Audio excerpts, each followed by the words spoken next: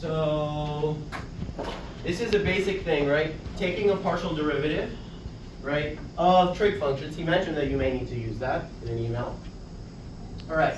So if f of xy is this, now when I take, first of all, another way of writing this is f sub y, right? Just so everyone's on the same page. When I put sub a variable, it means I'm taking the partial derivative of what's in the big with respect to the smaller, right? So first, I have stuff that I'm plugging in, but I should first take the derivative, right? Because I can't plug in the point and then take the derivative. I need to first take the derivative and then plug in the point. So here, f sub y, when I take f sub y, what variable will be a constant? X. Okay, and x. So f sub y, first, the derivative of sine in general is what?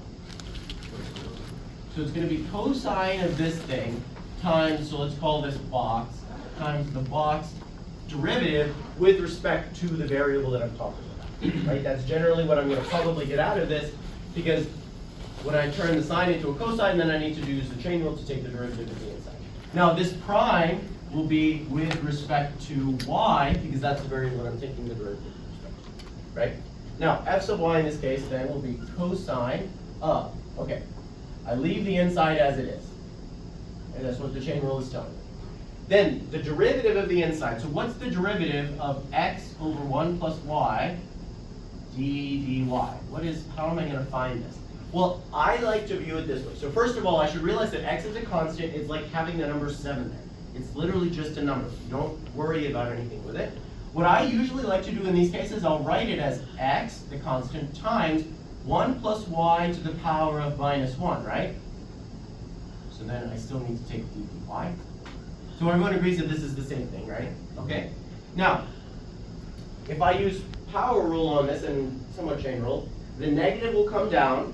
Okay. So I get negative x times 1 plus y to the negative 2 power now times the derivative of the inside with respect to y, which is 1. Okay, so I can just leave it.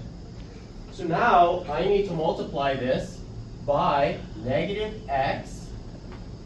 Let's write it this way. Negative x over 1 plus y squared. Okay?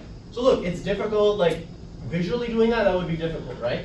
But we went through these steps where it should be fairly easy for everyone to go through the steps. Product, I mean, I didn't even use product, I just used chain rule, right?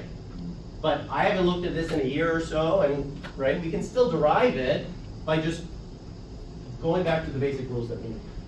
Okay, now plugging in the points. 2 pi 4x cosine of 2 pi over 1 plus 1 times negative 2 pi over 2 squared. All right. This is cosine of pi times pi over 2. Okay. Cosine of pi, what's cosine of pi? Oh yeah, sorry, the negative.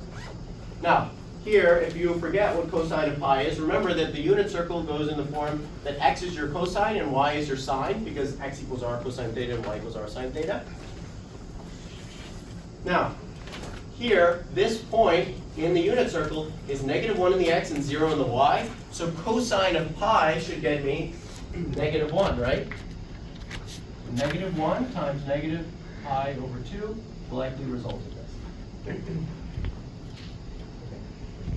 So there's like 2